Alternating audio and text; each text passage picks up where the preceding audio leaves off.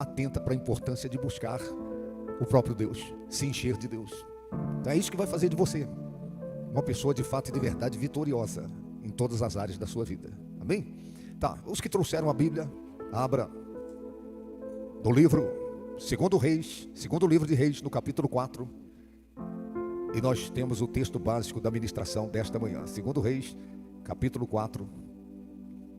E nós iremos compartilhar algumas verdades sagradas, algumas coisas que eu acredito irão levar você a se situar em relação ao propósito do eterno para a sua vida. Segundo livro dos Reis, no capítulo 4. Aí nós vamos ler a partir do verso 1, em que a palavra do eterno diz assim: certa mulher, das mulheres dos discípulos dos profetas, chamou a Eliseu, dizendo: meu marido, teu servo, morreu, e tu sabes que ele temia ao Senhor. E chegado o credor para levar os meus 2 filhos para lhe serem escravos. Eliseu lhe perguntou: que te hei de fazer? Dize-me, que é o que tens em casa? Ela respondeu: tua serva não tem nada em casa, senão uma botija de azeite. Então disse ele: vai, pede emprestadas vasilhas a todos os teus vizinhos, vasilhas vazias, não poucas. Então entra e fecha a porta sobre ti e sobre os teus filhos, e deita o teu azeite em todas aquelas vasilhas. Põe à parte a que estiver cheia. Partiu, pois, dele e fechou a porta sobre si e sobre teus filhos. Estes lhe chegaram as vasilhas, e ela as enchia. Cheias as vasilhas, disse ela a um dos filhos: chega-me aqui mais uma vasilha. Ele respondeu: não há mais vasilha nenhuma. E o azeite parou. Então foi ela e fez saber ao homem de Deus. Ele disse: vai, vende o azeite e paga a tua dívida, e tu e teus filhos vivei do resto. Eu não sei quantos de vocês já viveram a triste experiência de ter uma dívida que não consegue pagar. Eu não estou falando você ter uma dívida que no dia do vencimento você vai e paga. Eu já disse outras vezes que tem 2 experiências com o dinheiro que eu gosto e provavelmente você gosta também. A primeira experiência com o dinheiro é quando a gente ganha. Essa é uma experiência muito boa, traz uma sensação boa quando você recebe dinheiro, quando você ganha dinheiro. A outra sensação boa que eu tenho em relação ao dinheiro é quando eu pago, quando eu tenho dinheiro para pagar. Isso me traz uma satisfação, isso me traz um alívio. Então, se por um lado é bom receber, por outro lado, isso acontece comigo, eu não sei se acontece com você, é bom pagar. Porque é doloroso, é triste você ter uma dívida e você não ter como pagar essa dívida. O que a Bíblia Sagrada menciona nesse texto, fala sobre uma mulher e não menciona o nome dela. É uma mulher viúva, e essa expressão viúva significa uma mulher desamparada. É uma pessoa desamparada, sem ninguém por ela. A segunda coisa que o texto menciona sobre essa mulher é que ela é pobre. Então é uma mulher que está passando dificuldades na área material, na área financeira. É uma mulher que a modalidade de vida que ela vive é no estreito, é na carência, é na necessidade. Essa expressão pobre significa uma mulher necessitada. A terceira coisa que o texto menciona sobre essa mulher: ela é viúva, ela é desamparada, ela é pobre, ela está frequentemente nessa modalidade de vida do estreito, da dificuldade, da necessidade. E a terceira coisa é que essa mulher está endividada. E a gente percebe no texto que não é uma dívida que humanamente ela conseguiria pagar. De fato, é uma dívida que ela não tem condição alguma de pagar. Primeiro, porque ela é desamparada, ela não tem ninguém por ela. E segundo, porque ela é pobre. Mas mesmo se ela fosse desamparada e fosse pobre, mas se a dívida fosse pequena, de repente ela conseguiria pagar. Mas é uma dívida que está além da sua condição de saldar, de pagar. A quarta coisa que a Bíblia menciona sobre essa mulher: ela está ameaçada por conta da dívida. Os credores estão na sua porta e ela está sendo ameaçada. Eles estão ameaçando levar os filhos dessa mulher. A Bíblia não menciona quantos filhos são, mas Os credores estão lá fora, ameaçando levar os filhos para serem escravos, para com o trabalho escravo dos filhos dela a dívida ser paga. Então, se você analisar na perspectiva de uma mãe, por maior que fosse a dívida, o que ela está sofrendo de ameaça em relação a levar os seus filhos, é levar algo que vale mais que a dívida. Por maior que fosse a dívida, um filho, uma filha, é extensão do pai, é extensão da mãe. É como se fosse arrancar um pedaço dessa mulher. Então, a situação dessa mulher é uma situação literalmente de fundo de poço. E nós acompanhamos outro dia uma pessoa, e é um pai de família, e ele se envolveu numa enrascada financeira, e depois nós fomos saber o dinheiro que ele ganhava do seu trabalho, ele começou a gastar com jogos do Tigrinho e outros jogos. No afã de ganhar, ele foi perdendo. E perdeu de tal modo que ele começou a pegar dinheiro emprestado, porque tinha as necessidades básicas da família. Mas ele não somente pegava dinheiro emprestado para o custeio das necessidades básicas da família, porque o seu salário já estava penhorado com dívidas, mas ele pegava além para poder continuar arriscando no jogo, para tentar ganhar. Ele foi cada vez mais perdendo. Está compreendendo? Ele foi cada vez mais se afundando nas dívidas. E chegou um momento que um daqueles que ele pegou o dinheiro emprestado, um agiota. Eu já disse isso algumas vezes, mas tem o agiota e tem o idiota. É claro que de repente a pessoa está num aperto, mas ela tem como pagar, e ela pega com um agiota e ela vai e paga. Mas na maioria das vezes, essa pessoa que pega dinheiro com agiota, ela é um idiota, de fato e de verdade, porque pegou sabendo que não teria condição de pagar e sabendo que de repente poderia sofrer ameaças. E esse homem, esse pai de família endividado, passou a dever para agiotas, e chegou ao ponto do agiota estar na porta da sua casa ameaçando, fazendo ameaças, e ameaçando até mesmo matar um dos seus filhos, fazendo o terrorismo para que a pessoa desse um jeito de pagar a dívida. E eu sei, e você sabe também, que em situações como esta, esse tipo de gente agiota, eles agem sem escrúpulo, eles agem sem misericórdia. E algumas pessoas devedoras de agiotas, eles acabam perdendo de repente a própria vida. A dívida não foi paga, mas a pessoa perdeu uma coisa que vale mais que a dívida, perdeu a vida. Está compreendendo o que eu estou falando? Isso acontece todo dia e toda hora. Gente com dívidas e que não tem como pagar e estão sendo ameaçadas. Os credores na porta, fazendo ameaças. Mas eu não sei se já aconteceu com você. Você ter uma dívida e por causa do seu caráter, por causa da sua índole, porque você não é um mala sem alça, você não é um 71, você é uma pessoa honesta, você é uma pessoa direita, e você tem a dívida, o compromisso, você quer pagar, mas você não tem como pagar. E essa dívida de repente te aflige e tira o seu sono, tira o seu apetite, tira o colorido da sua vida. Eu imagino que essa mulher do texto é uma mulher honesta, de fato e de verdade. É uma mulher que, embora ela seja pobre, ela é uma mulher direita. É uma mulher que tem caráter, que tem índole, porque ela está afligida pela dívida. Ela está desejosa de pagar a dívida, mas a dívida humanamente é impagável. E ela recorre ao homem de Deus, por conta da sua aflição, por conta do estreito, por conta das ameaças que ela está sofrendo. Os credores estão na porta e ela é desamparada, ela não tem a quem recorrer. E ela recorre ao profeta, ao homem de Deus. Escute cuidadosamente.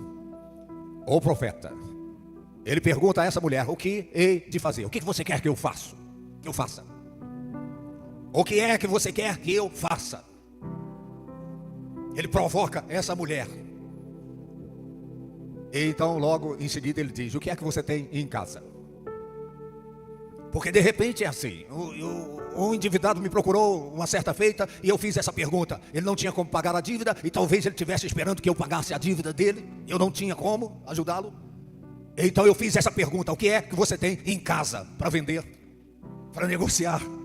para fazer dinheiro e pagar a dívida que você tem. Porque de repente a pessoa tem uma dívida e ela tem um objeto de valor, ela tem alguma coisa de valor, e para se livrar do incômodo, para se livrar da aflição, da angústia, ela pode vender o objeto, pode vender a coisa. Pode vender um eletrodoméstico de repente, ou vender a sua motocicleta, ou o seu automóvel, e quitar a dívida e se livrar daquela aflição. Eu já fiz a pergunta para endividados que me procuram: o que você tem em casa que você pode vender? E alguns me procuram esperando que eu venda alguma coisa minha para poder pagar a dívida dele, sendo que ele tem alguma coisa dele para vender e pagar a sua própria dívida. Durma com um barulho desse. Então eu falo: o que você tem em casa? Às vezes, por que você não vende a sua moto e vai pagar essa dívida e você se livra dessa aflição, dessa angústia? Mas não, tem uns que querem que eu venda o meu carro para pagar a dívida dele, e ele continua andando de moto. Bonito, né? Mas essa mulher, o profeta pergunta a ela: o que é que você tem em casa? É com essa conotação: o que você tem de valor em casa, para que você possa fazer dinheiro e pagar essa dívida. E essa mulher provavelmente já tivesse pensado nisso, já tivesse analisado: essa mesa é velha, essas cadeiras não valem nada, o fogão é de lenha, a cama. Ela provavelmente pensou: o que é que eu vou vender para pagar a dívida? E vale ressaltar que ela é viúva, e a dívida que está com ela agora foi contraída pelo seu esposo, seu marido. E o que a Bíblia Sagrada menciona: ele era um homem de Deus, ele era um homem honesto, e provavelmente contraiu a dívida com o desejo, com o afã de pagar. Mas ele morreu antes do vencimento, provavelmente. E agora ele morre e a dívida fica com a sua esposa, a viúva. Tem gente que morre, pai de família que morre, deixa patrimônio, deixa herança, e de repente dá até briga para dividir a herança. Esse não, esse morreu e deixou dívidas. Eu quero abrir um parênteses aqui. Eu estava analisando outro dia, quando eu era criança, e não faz muito tempo. Ou um pai de família morria, era um trabalhador comum, de repente trabalhava na enxada, na roça, e ele deixava um patrimônio de herança. Ele deixava uma casa, uma chácara, deixava o gado, um gadinho no pasto. E hoje não. E ele nem tinha formação educacional, nem tinha diplomas de graduação ou de pós-graduação, mas deixava um patrimônio para ser dividido com os filhos. E não eram poucos filhos. E cada um resolvia a sua vida recebendo a sua parte, o seu quinhão. E hoje, eu dizia, hoje de repente o pai de família é letrado, é formado, tem diplomas, tem profissão, e quando morre, deixa os herdeiros de repente com uma mão na frente e outra atrás. Mas teve um tempo que deixava bens, deixava herança, deixava o patrimônio. Mas o marido dessa mulher não, ele deixou dívidas. E os credores, eles não querem nem saber se o homem morreu, se a mulher é desamparada, se ela é pobre, se ela não tem a quem recorrer. Eles estão na porta ameaçando. Eles querem receber a qualquer custo e a qualquer preço. Está compreendendo? E o profeta pergunta: o que é que você tem em casa? Então ela diz: eu não tenho nada, a não ser um punhado de azeite, um pouco de azeite numa botija. É pouca coisa, a dívida é enorme, mas o que eu tenho, se eu vendesse esse azeite, não amenizaria a dívida é maior, muito maior. Escute com atenção. O profeta deu a essa mulher a instrução, e essa mulher obedeceu. Ela agiu no ato de obediência. O profeta disse: peça vasilhas vazias emprestadas aos seus vizinhos.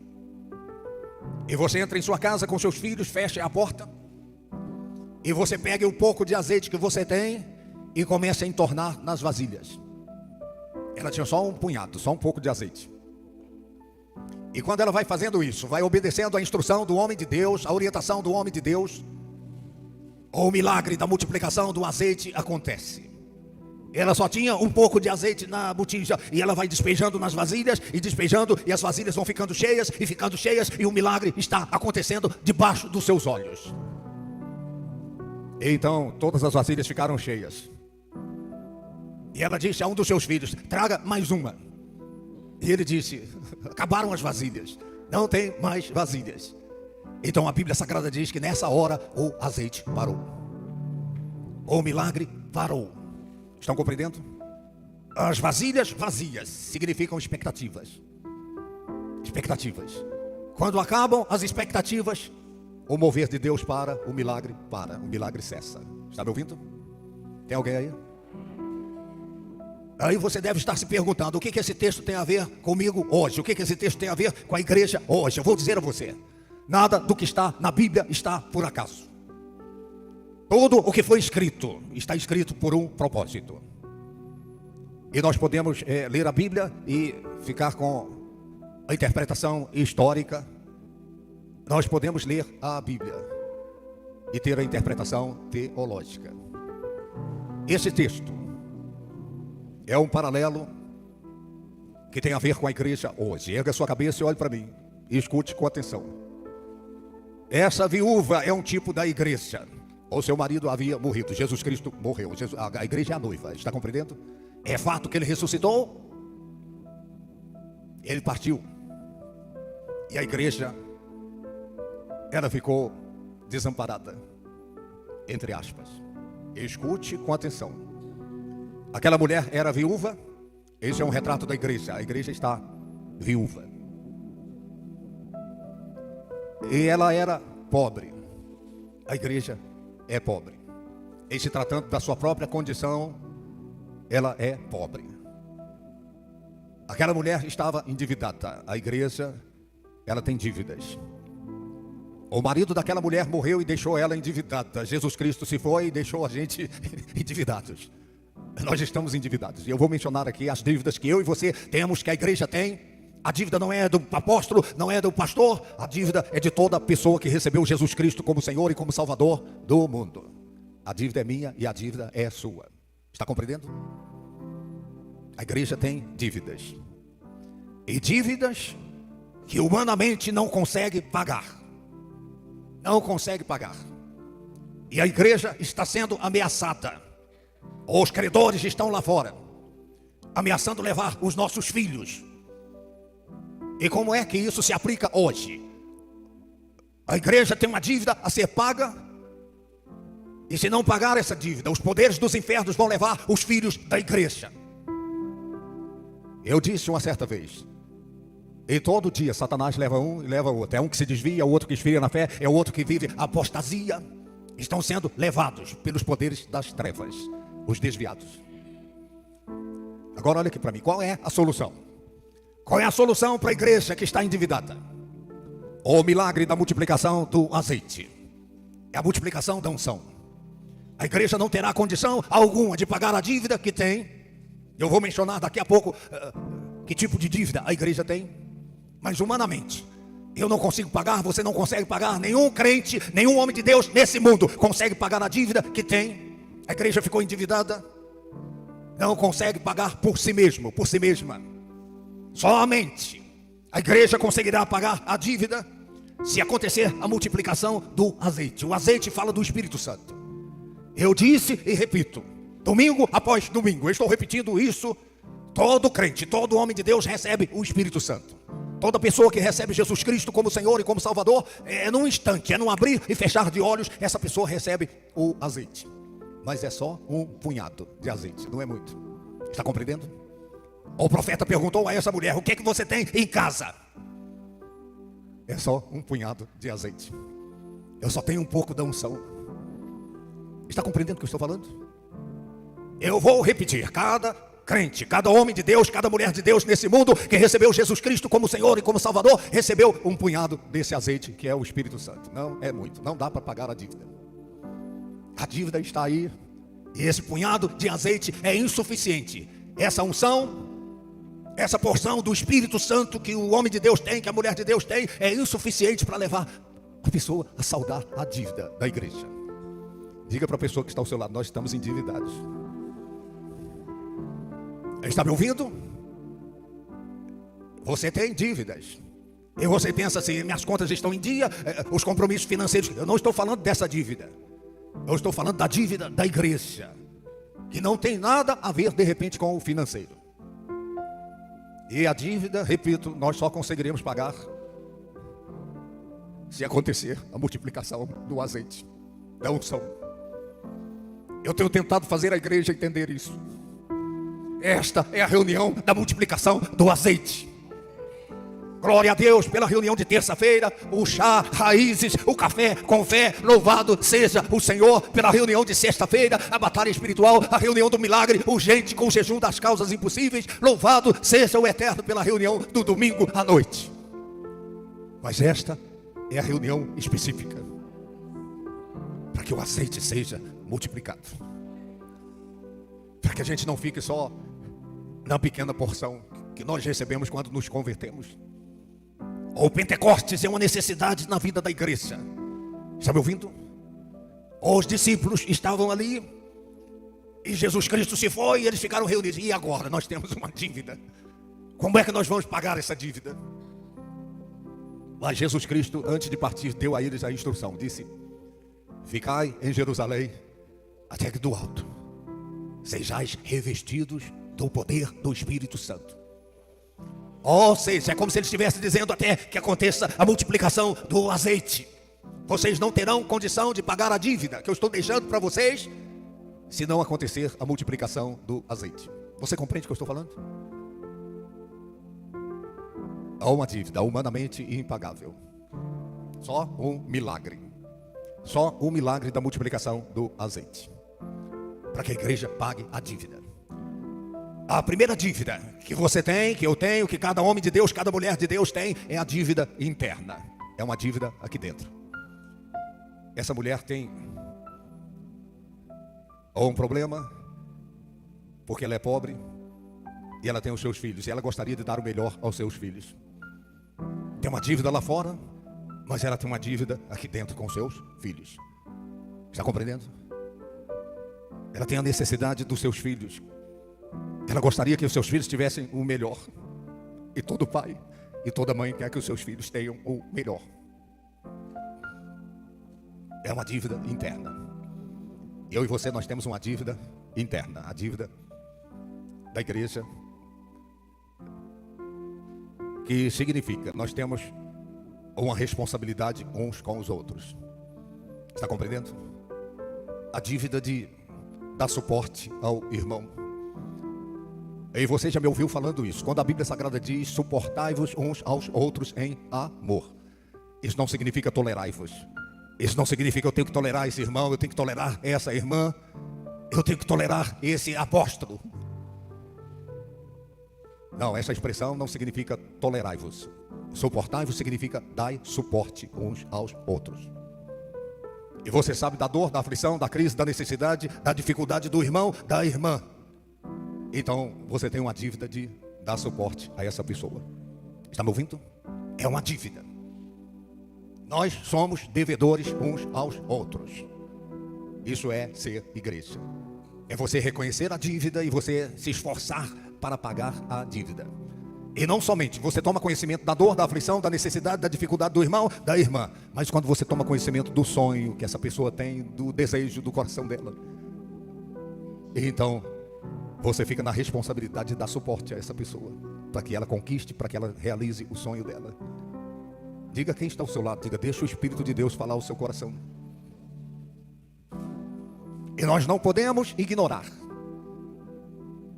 aqueles que estão entre nós. Nós temos uma dívida da comunhão. Se por um lado temos a dívida do suporte, de dar suporte, nós temos a dívida da comunhão. A igreja é uma comunidade de diferentes. E a comunhão não significa nós sermos iguais, não significa uniformidade. Somos diferentes nas classes sociais, nos níveis culturais, somos diferentes nos temperamentos. Está me ouvindo? Um é colérico, o outro é sanguíneo, o outro é fleumático, o outro é melancólico. Nós somos diferentes. A grande maravilha da unidade da igreja está na pluralidade dos seres. A unidade não acontece na uniformidade. A maravilha da unidade da igreja, ela acontece com os diferentes. E nós nunca pagaremos a dívida da comunhão, de fato e de verdade, se não houver a multiplicação do azeite. Nunca conseguiremos pagar a dívida do suporte, de dar suporte uns aos outros em amor, se não acontecer a multiplicação do azeite, o transbordar do Espírito Santo. Está compreendendo o que eu estou falando? É uma dívida que humanamente humanamente você quer se livrar daquele irmão, quer se livrar daquela irmã. Ou humanamente você tem dificuldade para comunhão, você quer distância. Você quer fazer carreira solo na igreja. Mas não existe igreja com alguém insistindo em fazer carreira solo. A igreja só será igreja e só é igreja se nós tivermos comunhão nas diferenças. Tem alguém aí, não? Como é que você vai pagar essa dívida? Sem o azeite, sem a multiplicação da unção, do poder do Espírito Santo. É impagável essa dívida, nós não conseguiremos.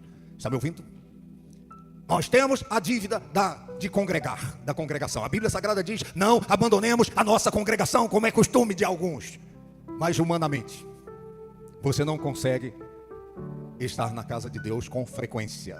Humanamente você está de vez em quando. Humanamente você vem para a igreja, para a comunidade da fé, quando dá tempo. Quando a sua agenda não tem nada para fazer, aí você diz: hoje eu vou para a igreja, hoje eu não tenho nada para fazer. Mas uma pessoa cheia do Espírito Santo, ela rasga qualquer agenda que ela tem para estar na casa de Deus, para congregar. Ela fica contando as horas, o dia de trabalho, ela está lá, ela chega cedo e ela está trabalhando, está fazendo os seus afazeres, as suas responsabilidades, mas ela está contando as horas para chegar o momento do culto, para ela estar na comunidade da fé, cultuando a Deus no coletivo da fé. Isso só acontece com a pessoa que está cheia do Espírito Santo, com a pessoa que já experimentou a multiplicação do azeite. O desejo dela é o desejo do salmista. O salmista, ele disse: o pardal encontrou casa, na andorinha encontrou ninho para si, e eu encontrei os teus altares, Senhor. Eu encontrei a igreja. Ele declara: é melhor um dia na casa de Deus do que 1000 dias em qualquer outro lugar. Isso só acontece com quem aconteceu uma multiplicação do azeite. Está me ouvindo? Nós só teremos um povo aceso, um povo com a alma inflamada de fato e de verdade por Deus, pela casa de Deus, pela obra de Deus, se de fato e de verdade acontecer a multiplicação do azeite, o transbordar do Espírito Santo. Caso contrário, a maioria vai viver a formalidade, vai viver a superficialidade, vai viver o raso ao invés da profundidade. Está me ouvindo? A dívida interna, a dívida da igreja, inclui também a dívida do louvor e da adoração a Deus. Essa é uma dívida. Nós temos uma dívida para com Deus. Quando nós adoramos, quando nós o louvamos, a gente está tentando pagar a dívida. A eternidade vai ser pequena para a gente continuar tentando pagar a dívida que nós temos com Deus. Mas é uma dívida. É uma dívida. E ainda que seja a prestações a longo prazo, que vai incluir a eternidade, nós precisamos ter entendimento que louvor e adoração é pagamento de dívida por aquilo que Ele fez por nós. Está me ouvindo? Então escute cuidadosamente. Se por um lado tem a dívida interna e os dons e ministério que o Senhor nos confia, é para que a gente pague essa dívida. Agora, por outro lado, os credores estão lá fora. É o que diz o texto. A mulher está endividada e os cobradores estão lá fora. Tem uma dívida aqui dentro que eu e você precisamos pagar, e só vamos conseguir pagar com a multiplicação do azeite, da unção, do poder do Espírito Santo. Por outro lado, tem uma dívida da porta para fora. Tem uma dívida da igreja que é da porta para fora.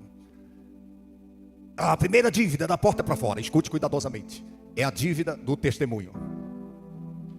Quando Jesus Cristo disse: recebereis poder ao descer sobre vós o Espírito Santo e ser-me-eis testemunhas.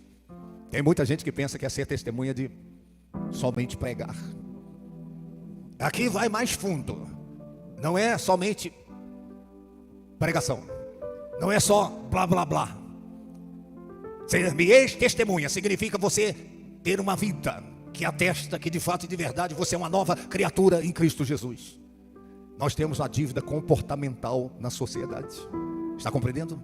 É uma dívida comportamental. As suas ações, as suas reações não são mais as mesmas.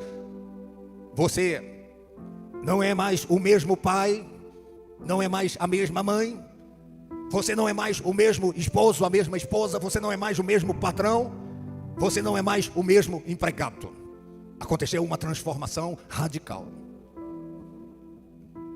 Você é uma nova criatura em Cristo Jesus, mas agora você está cheia do Espírito Santo, e você pode de fato e de verdade viver uma vida santa, viver uma vida reta, viver uma vida pura, nesse mundo mau, nesse mundo profano, nesse mundo imoral. Então a dívida de ser atestado da graça de Deus. Está compreendendo o que eu estou falando? Essa dívida a gente paga lá fora, porque aqui dentro, até prova em contrário, todo mundo é de Deus. Glória a Deus, aleluia. Mas é lá fora que de fato e de verdade a gente precisa refletir a graça de Deus para as pessoas, através do amor, através do comportamento, através do caráter. Sim, sim e não, não. Através das companhias que nós andamos com elas. Uma pessoa me disse uma certa vez: eu, para ser crente igual ao meu vizinho, eu prefiro continuar como eu estou.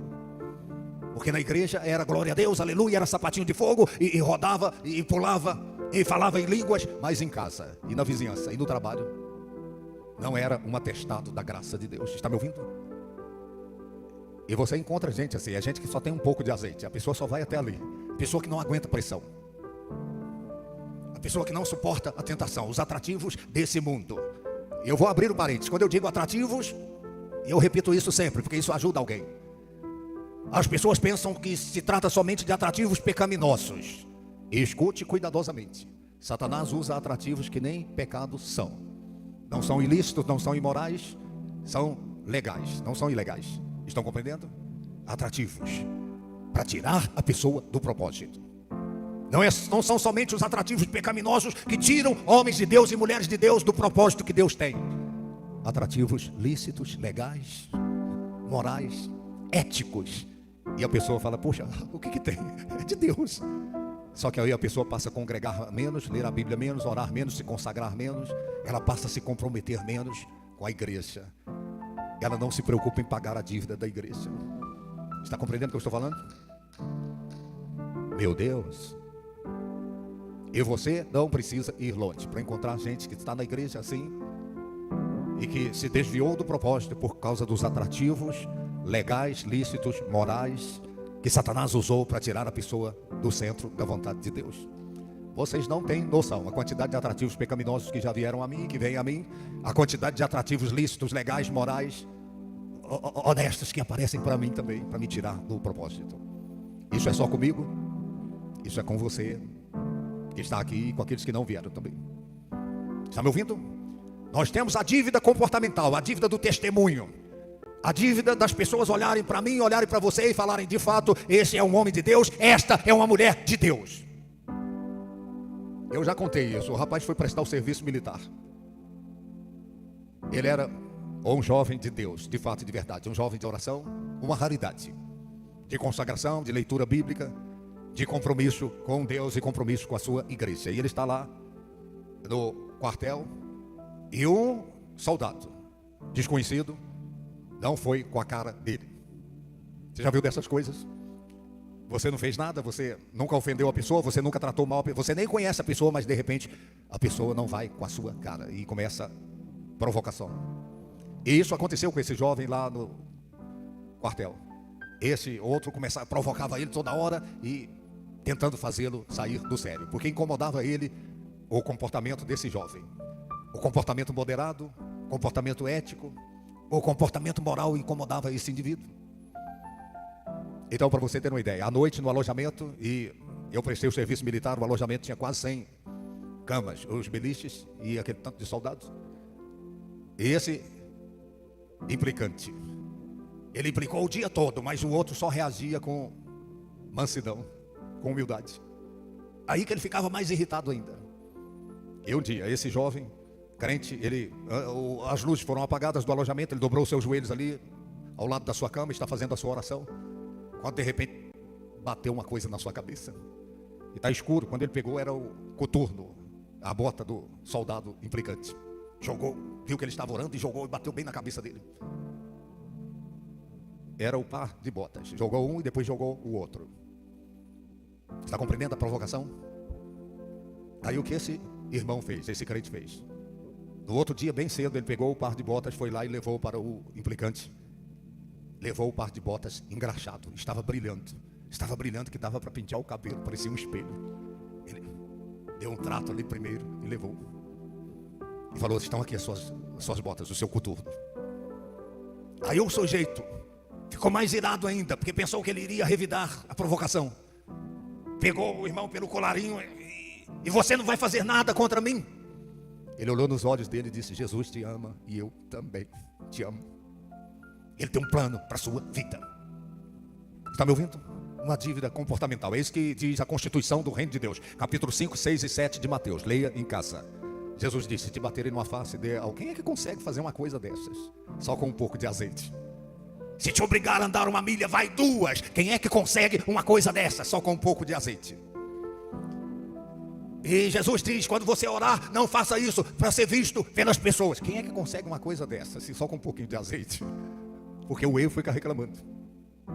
Quando você jejuar, não saia tocando a trombeta dizendo: eu estou jejuando. Vá, lave o seu rosto, coloque azeite na sua cabeça. O seu pai que vem em secreto vai... Mas quem é que consegue fazer isso só com um pouquinho de azeite? Está me ouvindo? E lá diz: quando você der esmola, que uma mão não veja o que a outra está fazendo. Mas só com um pouquinho de azeite não dá, né? Tem que transbordar do azeite. Está me ouvindo? Então escute com atenção. Eu vou terminar. Daqui meia hora eu vou terminar. Está me ouvindo? A dívida do testemunho. A pergunta que eu faço agora é: você tem dado um bom testemunho? Aí você diz assim: eu só tenho um pouco de azeite. De vez em quando eu piso na bola. De vez em quando eu chuto a cuia com a minha sogra, ou com a minha nora, ou com o meu genro, ou com o meu pai, o meu irmão. É porque só tem um pouco de azeite, é assim mesmo. Está compreendendo? Erga a sua cabeça, olhe para mim. Primeira dívida lá fora, a dívida do testemunho. A segunda dívida que a igreja tem lá fora é a dívida da solidariedade, da fraternidade, do amor em ação. O amor traduzido em socorro presente na hora da angústia e da tribulação. É por isso que Jesus Cristo disse, naquele dia, muitos vão dizer: Senhor, quando foi que nós te vimos enfermo? Quando foi que nós te vimos com fome? Quando foi que nós te vimos forasteiro? Quando foi que nós te vimos preso? Estão compreendendo? Essa é a pauta do juízo final. A igreja pagando a dívida lá fora, acudindo, socorrendo, estendendo a mão para o aflito, para o carente, para o necessitado. Estão lembrados da parábola do bom samaritano? O sacerdote não tinha revelação que a igreja dele tinha uma dívida lá fora. O levita, o obreiro, não tinha revelação que tinha uma dívida lá fora. De repente pensava que a dívida é só dívida interna. Aí o homem foi assaltado, está caído à beira da estrada, está meio morto e meio vivo, e está agonizando. Ele está entre a vida e a morte. E o pastorzão tem uma dívida lá para pagar, mas ele não tinha revelação. Aí passa o obreiro, cortou volta. Aí de repente passa um samaritano. Estão compreendendo? E esse samaritano parou, desceu da sua cavalgadura, acudiu, prestou os primeiros socorros, pegou o homem, levou para o hospital da época, pagou a dívida. E ele disse: se alguma coisa ficar a mais, eu vou pagar quando eu voltar. A dívida lá fora, está me ouvindo? A dívida de acudir, de socorrer, de ajudar o carente, o necessitado. Eu vou repetir o que eu falei outro dia. É claro que tem a indústria da mendigância. Tem pessoas que adotaram isso como uma modalidade de vida.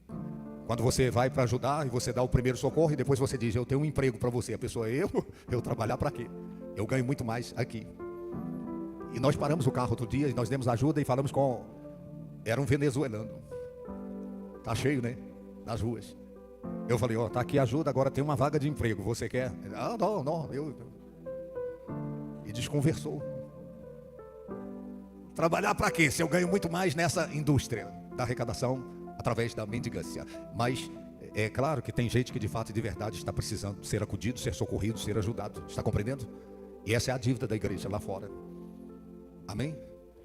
A terceira dívida que está lá fora, clamando, é a dívida da evangelização. A igreja tem uma dívida. A dívida de alcançar os não alcançados, de alcançar aqueles que estão caminhando com passadas largas para o abismo eterno, para a condenação eterna. Essa é uma dívida que a igreja tem. Jesus Cristo disse: ide por todo mundo e pregai o evangelho a toda criatura. Agora, como pagar essa dívida? Como falar do amor de Deus para as pessoas? Como compartilhar a nossa história, o nosso testemunho? É isso que eu disse. A pessoa disse: mas eu não sei pregar. Mas você sabe contar a sua história, então conte. Conte como era antes de Cristo e como é depois de Cristo. A gente tem uma dívida lá fora. Cada pecador que você se depara com ele no seu dia a dia, cada homem, cada mulher, ou seus vizinhos, pessoas da sua família, você tem dívidas com essas pessoas. A dívida de falar do amor de Deus, de falar dessa tão grande salvação que Deus providenciou na cruz do Calvário, na pessoa do seu Filho Jesus Cristo. É uma dívida que sobrou para a igreja. O marido dessa mulher morreu e deixou ela com a dívida. Jesus Cristo foi e falou: agora vocês têm uma dívida, vocês têm que pagar essa dívida. Ganhar almas, alcançar os não alcançados. Eu vou te fazer uma pergunta: tem alguém na igreja, alguém que congrega, que você foi o instrumento para que essa pessoa estivesse na presença de Deus? É lamentável. Tem uma estatística, um levantamento do Instituto Moody que diz, isso é trágico, que diz que somente 5% dos cristãos são ganhadores de almas. Eu vou dizer de novo, tem uma estatística, um levantamento que diz, que traz esse dado alarmante, que somente 5% dos cristãos são de fato e de verdade ganhadores de almas. Agora, eu acredito que esses 5% são aqueles em que aconteceu a multiplicação do azeite. Aqueles que só têm o azeite da conversão, ou o punhado de azeite. Eles não são ganhadores de almas de fato e de verdade. Sabe qual é a minha oração? Que esse celeiro fique cheio de almas. Jesus Cristo disse: os campos estão brancos para serem ceifados, e os ceifeiros são poucos. Ceifeiros de fato e de verdade são aqueles que são cheios do Espírito Santo. Eles têm paixão por Deus, eles têm paixão pelas almas, têm paixão pelos perdidos. Aí está o outro ponto, a importância dessa igreja priorizar a reunião Bom Dia Espírito Santo. Eu não quero que você minta, tá? Eu quero que você fale a verdade nos grupos. Comente, diga da maravilha que é, o diferencial que é a reunião Bom Dia Espírito Santo. Está me ouvindo? Comente lá, diga que glória, que maravilha, que revelação, que unção, que multiplicação do azeite. Que você comente para influenciar outras pessoas. Outras pessoas precisam saber do que Deus está fazendo nesta reunião. Fique em pé, em nome do Senhor Jesus. Saia do seu lugar, vem aqui, vem aqui. Vem aqui diante do altar. Eu vou lançar a minha rede ao mar, para muitas vidas alcançar. Eu quero alma. Eu tenho vida. Eu tenho vida de adorador. Pode chegar mais, chega mais perto. Eu ouço a voz do meu Aí. Senhor, e Ele pede alma. Eu vou lançar a minha rede ao mar, Para muitas vidas pra muitas alcançar. vidas alcançar. Diga a Deus: eu quero alma. eu tenho vida de adorador. Eu tenho vida de adorador. Eu ouço a voz do eu meu ouço Senhor. a voz do meu Senhor. Ele pede almas, é a E Ele dívida, é a pede dívida. alma. Nós temos uma dívida lá fora. Um certo dia Jesus andava numa praia, Viu alguns homens, viu alguns homens que lavavam suas redes, tão tristonhos, cabisbaixos, preocupados, sem saber o que levariam para casa. sem saber o que levariam pra casa. Então Jesus, com sua voz doce e suave, pediu pra eles retornarem ao grande mar. Mas um homem se levanta e responde: trabalhamos a noite inteira sem parar. Então Jesus levanta e diz mais uma vez: peguem as vossas redes E retornem ao mar. e lance ao mar. A mesma voz se levantou e respondeu: pelas suas palavras agora eu a lançarei. Cante, cante, eu vou lançar. Põe as duas mãos no seu coração. Nós vamos invocar a multiplicação do azeite. O mesmo milagre que aconteceu na casa daquela mulher vai acontecer nesta casa, nesta manhã. O azeite. O profeta disse: o que é que você tem em casa? Ela disse: eu não tenho nada, só um punhado de azeite. Diga a Deus, diga: meu Deus, eu não tenho nada, só uma porção do Espírito Santo. Eu só tenho um punhado do azeite. Eu não vou conseguir pagar a dívida interna e nem a dívida externa, se não acontecer a multiplicação do azeite. É a dívida da igreja. Você está devendo, eu estou devendo, a igreja está devendo. Nós somos devedores. Somos devedores para com os irmãos aqui dentro da igreja, devedores para com a liderança da igreja. Devemos submissão, devemos o serviço na casa de Deus. Nós somos devedores em relação ao louvor, à adoração a Deus, devedores em relação à solidariedade, à fraternidade. Nós somos devedores em relação à evangelização. O mundo está clamando, está lá fora. Vamos invocar a unção do Espírito Santo. Levante as duas mãos aos céus.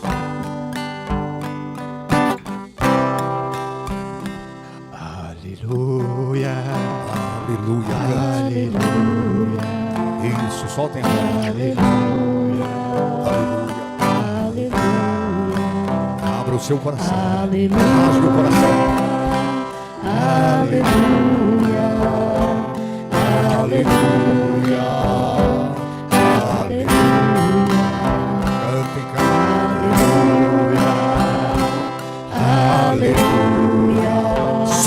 presença de Deus aí. A glória de Deus está neste lugar. Oh, Senhor. Aleluia. Aleluia, Jesus.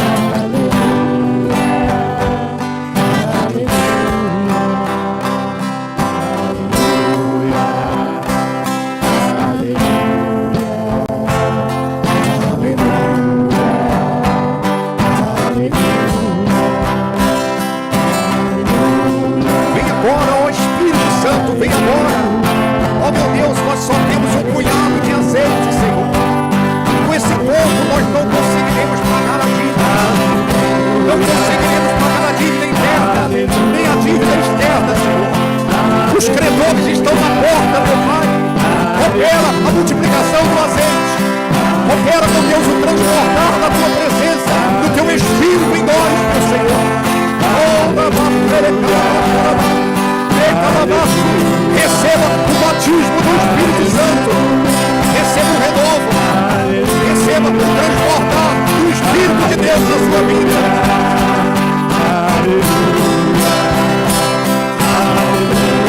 Oh, vem agora, Espírito Santo, vem agora, Senhor, despendendo a alma, venha quebrando os grilhões, venha anulando o poder das trevas, o embaraço, as perturbações. Glorifica, glorifica, glorifica. Fale em línguas, fale na língua dos anjos. Oh Deus.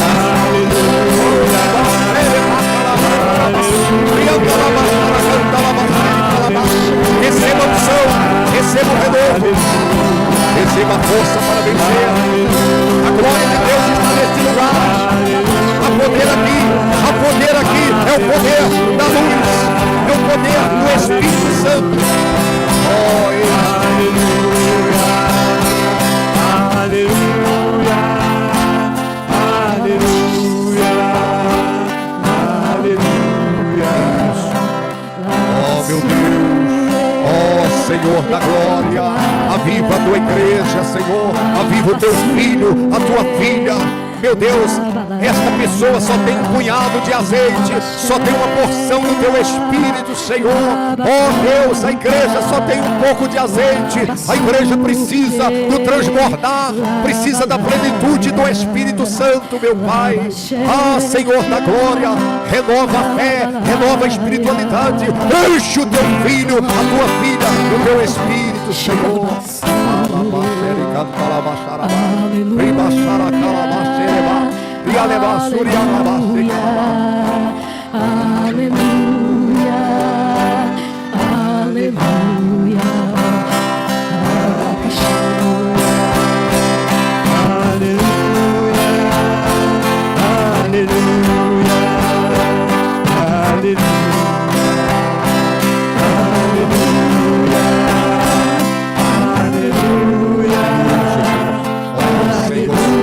Seja batizado do Espírito Santo, seja batizado agora do Espírito Santo, a força de Deus para você vencer, a glória de Deus está neste lugar.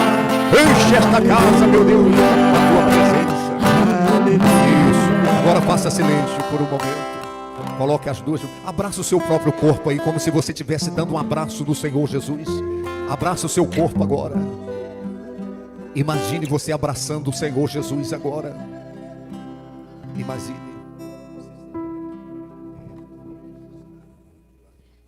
Faça silêncio por um momento. Dê um abraço no Senhor Jesus. Pela fé. Ele está dizendo: filho, eu te amo. Filha, eu dei a vida por você. Ele está dizendo: você só tem uma porção do azeite, mas eu vou fazer você transbordar. E a dívida será paga. A dívida será paga. Perto quero estar, junto aos teus pés, crente, junto aos teus pés, pois prazer maior não há, pois prazer maior não há, que me render e te adorar. Cante. Me render e te adorar. E tudo que há, fale com Deus, tudo que há em mim, eu quero te ofertar. Quero te ofertar. Mas ainda é pouco, eu sei. mas ainda é pouco, eu sei. Se comparado ao que ganhei, Se comparado ao que eu ganhei, não sou apenas servo. não sou apenas servo. Teu amigo me Teu tornei. amigo me tornei. Agora levante as mãos e cante, adore, pague a dívida do rei. Louvarei. Não importam as circunstâncias, Não importam as circunstâncias, adorarei somente a ti, Jesus. não importa. Te louvarei. Não importam as circunstâncias, Não importam as circunstâncias, adorarei adorarei somente a somente a ti, Jesus. Amém. Aplauda o Senhor. Glória. Aleluia. Agora, cumprimente aí 3 pessoas declarando a bênção sobre essa vida, vai. Cumprimente aí 3 pessoas. Faça declarações proféticas em nome do Senhor Jesus. Isso, podem voltar.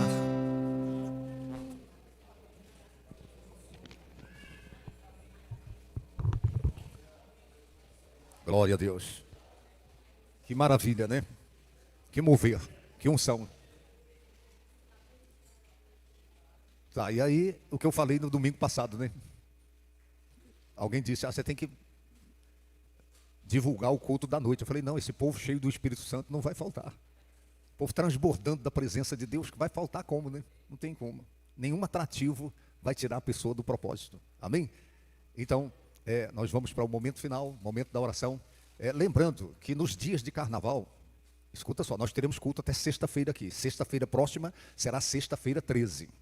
Tá? Então, isso tem uma conotação especial no que diz respeito a batalhas espirituais. Tá? Então, eu coloquei, por exemplo, falei isso no grupo, que quem lida com o povo são demônios, são espíritos maus, rasos.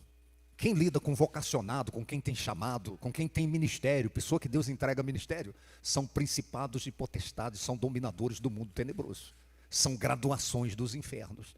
Então, quanto maior o propósito de Deus, quanto maior o alvo de Deus para a vida da pessoa, maior a graduação do inferno enviada para atazanar a vida da pessoa, para frustrar o projeto de Deus na vida dessa pessoa. Então, é por isso que você precisa se encher do Espírito. Você não brinca com essas coisas, não ignore, tá? Então, quanto mais ministério, quanto mais vocação, quanto mais dom, mais a pessoa tem que estar na presença de Deus, sim, porque as graduações do inferno, elas se levantam com quem é graduado por Deus. Amém, gente? Então, isso é muito forte. Agora, sexta-feira, batalha espiritual. Sexta-feira 13, diga-se de passagem. E nos dias de carnaval, nos dias de culto, que é o domingo, que é a terça-feira, nós teremos as transmissões online, tá? Então vai ser ministração online, você na sua casa, para não estar. Nós temos igrejas que não ficam perto do circuito aqui, vai ter culto normalmente, tá? As igrejas que o circuito aqui não afeta nada. Mas a nossa igreja é bem aqui, né? É bem aqui do lado. Então a gente não para, a gente vai estar ministrando online, tá bom? A gente vai divulgar isso aí, o link para você estar sendo abençoado do mesmo modo, em nome de Jesus. Outra coisa, depois à noite a gente vai divulgar com detalhes, mas nós teremos o Congresso Sara Mulheres. Então está vindo aí o Congresso Sara Mulheres no início de março, tá? Estará vindo uma preletora de Salvador, uma mulher cheia da unção, canal da graça de Deus, que vai estar ministrando no Sara Mulheres, tá? E a gente vai conseguir para ela estar aqui no Bom Dia no dia seguinte. Então, Sara Mulheres é no sábado, a gente vai se esforçar para ela estar aqui no Bom Dia, né? E o Bom Dia vai virar boa tarde, boa noite com ela aqui. Amém, gente? Tá, vamos orar agradecendo a Deus. Que bom que você veio, tá? Pai eterno, nós te louvamos por esta manhã, pelo mover do teu Espírito, pela unção, pela multiplicação do azeite, ó Deus. Te louvamos pela revelação da tua palavra de fato e de verdade. Temos uma dívida que humanamente não conseguiremos pagar. Só com um pouco de azeite nós não conseguiremos pagar. Precisamos, ó Deus, de fato e de verdade. Essa igreja precisa do avivamento, da multiplicação do azeite. Essa igreja precisa experimentar o transbordar do teu Espírito, ó Pai, para que de fato e de verdade nós consigamos pagar a dívida. Estenda a mão, manto sagrado, sobre a reunião de hoje à noite, a reunião da Sagrada Família, e que cada um desses que veio aqui nesta manhã possa convidar amigos, familiares, conhecidos, possa, ó Deus, ser canal da evangelização até a reunião de hoje à noite. É o que nós te pedimos, agradecidos em nome de Jesus. E os que creem digam amém. Tá, levanta a mão direita assim bem alto. Tchau, Deus abençoe.